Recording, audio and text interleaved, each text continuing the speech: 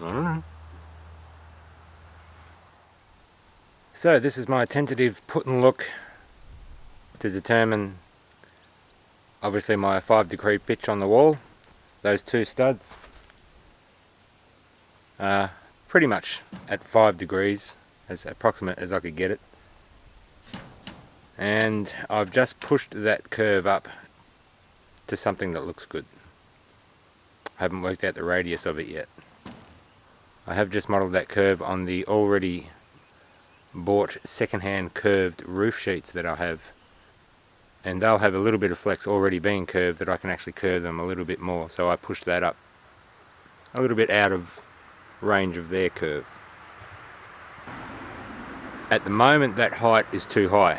I mismeasured the two studs, so they actually have to come down to cater for the top plate, and the sides will be, including top and bottom plates, exactly 1.7 meters, and the curve is going to take the center to around about 6 foot, 1800 or a little bit more. But considering I'm also having the long back to front running skylight which steps up, you'd have to be extremely tall to hit your head anyway. But we don't want to go too top heavy, so that's what we've got for now.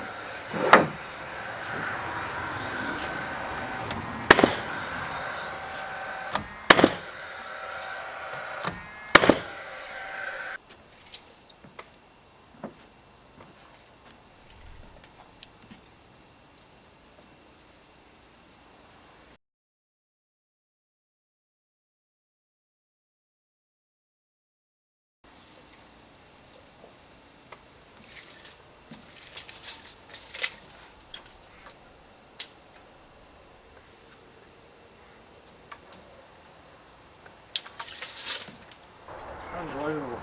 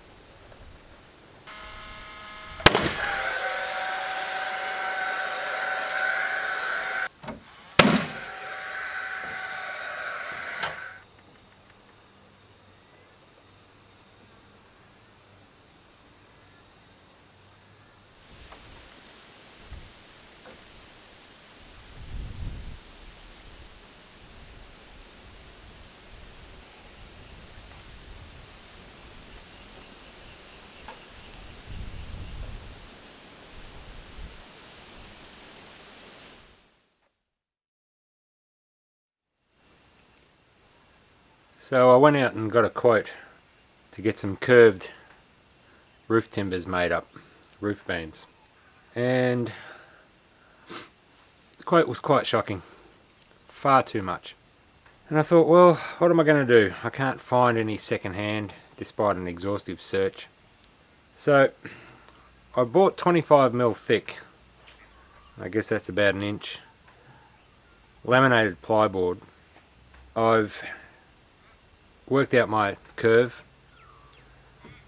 I can't tell you exactly what radius it is, but the curve looks good to me. So I'm going to cut a template out of one of these 25mm boards.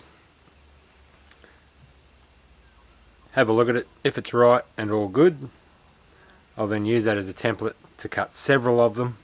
I've got 2 sheets and I'm going to join 2 25mm pieces with much glue, maybe a few nails or screws as well to make sure they bind well together, and I'll end up with a 50mm wide roof beam, truss, whatever you want to call it. So it's going to take a while. It's going to give the jigsaw one hell of a workout. I've got many backup blades to cut through this 25mm of laminated plywood, and it's 2 cuts every time to follow. I'm going with 140mm wide so that I get some exposed beam inside, which will all get sanded back. I don't know whether it'll be painted or stained, I'm not sure. We'll find out. So yeah, in order to save an exorbitant cost of having these made up for me, it was far cheaper to buy the plywood sheets, which, you know, weren't cheap, but a hell of a lot cheaper than getting it made up. And well, I don't know how long it'll take, what my time will cost, but I have time, so I'll definitely be saving at least 2/3 or more in cost, as opposed to just getting it made up. A lot of cutting ahead of me, so let's get into it.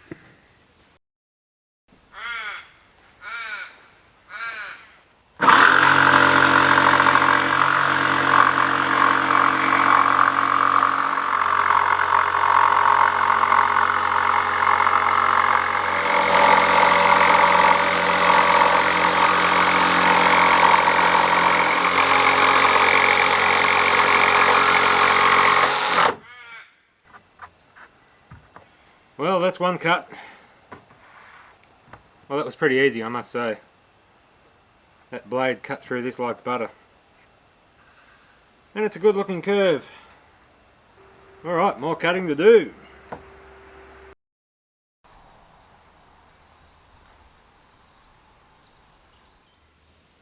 I'm liking that. That's just a tentative put and look of one width of this board. It's going to get doubled up into a thicker beam. To be honest, I could almost get away with that, but at 25mm it's not chunky enough, so I need to double it up and get the chunky beams happening. Remembering, of course, right down the middle, pretty much they're only going to come up to here, like to there, and it's going to have a long pressed up skylight, which will be much further above your head. That's my template.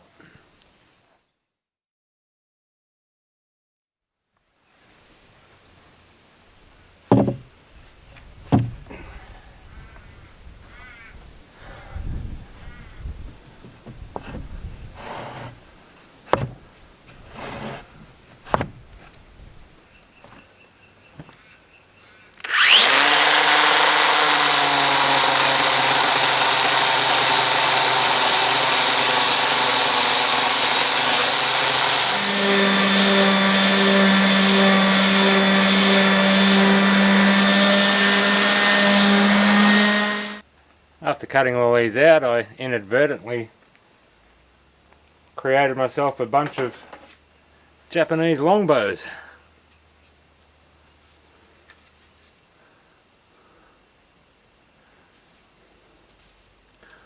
Or a really good fire starter.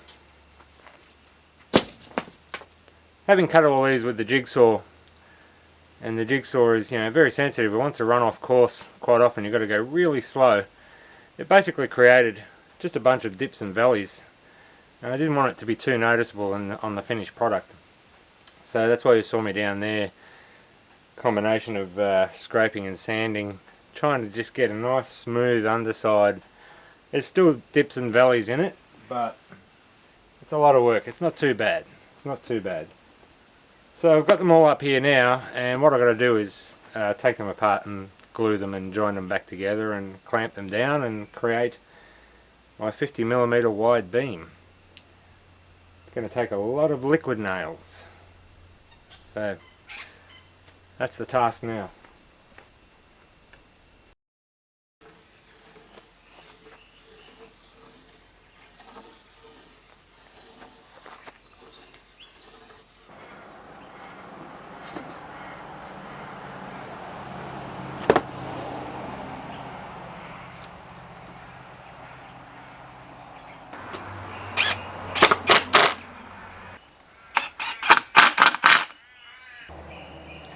I'm wondering whether or not it'll just make for a quicker job if I just do a whole series of screws along here, let them dry, and then pull the screws out. I don't really care about the holes. They'll only be minor, or clamp them all together. Be quicker to just to screw them, wouldn't it?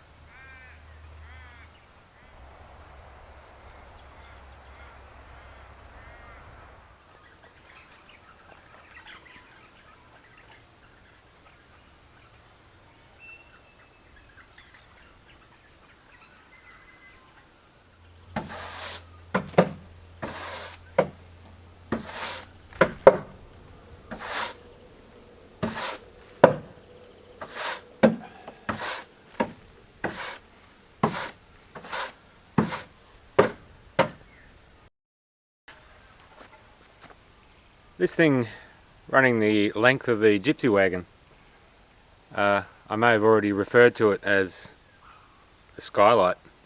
So it's a step up and a length running skylight. It's actually got an official name, according to this photo that I found online, called a Mollycroft. Skylight, Mollycroft. Anyway, I'm going to construct it. As you can see, I've already got my framed in there. And to create the curve, straight, and the curve, of which in between will be placed some form of glass. Ideally, I'd love to put etched glass in there and some way of opening those glass spaces as windows or something like that for ventilation. So I've found a couple of bullnose veranda hockey posts. That's what we call them here in Australia. And I'm going to split it. It's 90mm by 45mm.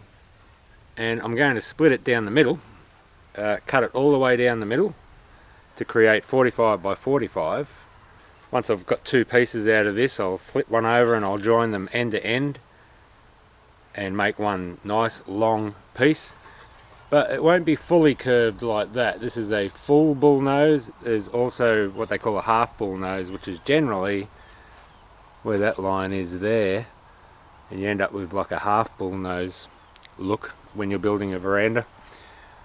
So it'll be somewhere cut down there, because if I go with that, that's just way too high. So that's how I'm creating that. You'll get the picture as I go along. Absolutely beautiful day to work in too. Oh, I love these days. Cool, crisp, sunny and bright. Ideally, I'd use the table saw, bench saw, to get the majority of this straight cut done, and then just bring in the jigsaw to do the curve. But I've got no room. I can't even push a piece of timber through. I've got so much stuff in here. So I'm just going to have to do it with the old power saw and go nice and slowly.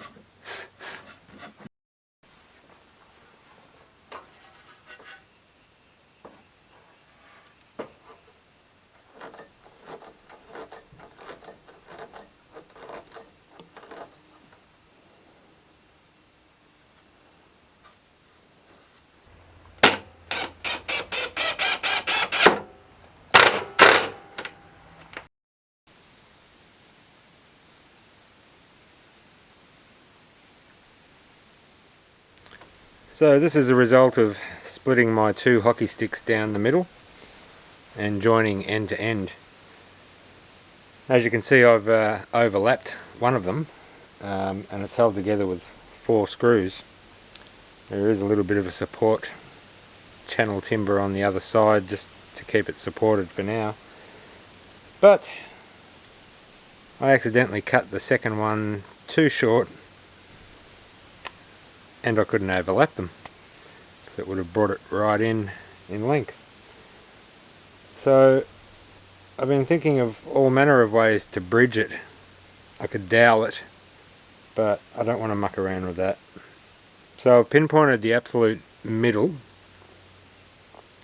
of my expanse, and I'm going to have a column on either side, and the glass that will go up there will then travel. I think, am aiming for 4 panes of glass, 2 each side. So there'll be a 400mm column in the middle of each side, and then glass either side of them. So basically I'll be bridging this mistake with that 400mm column. You'll see what I mean when I put it up there.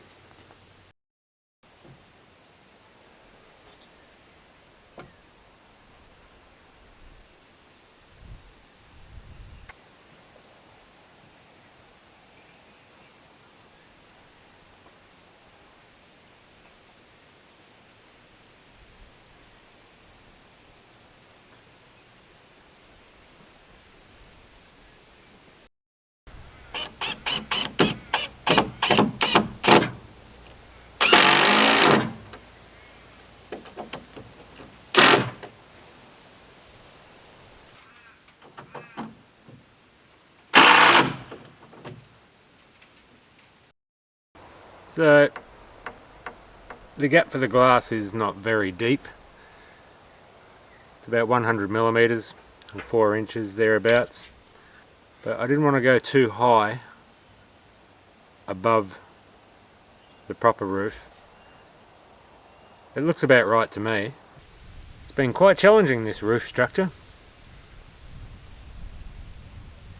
but it's coming together.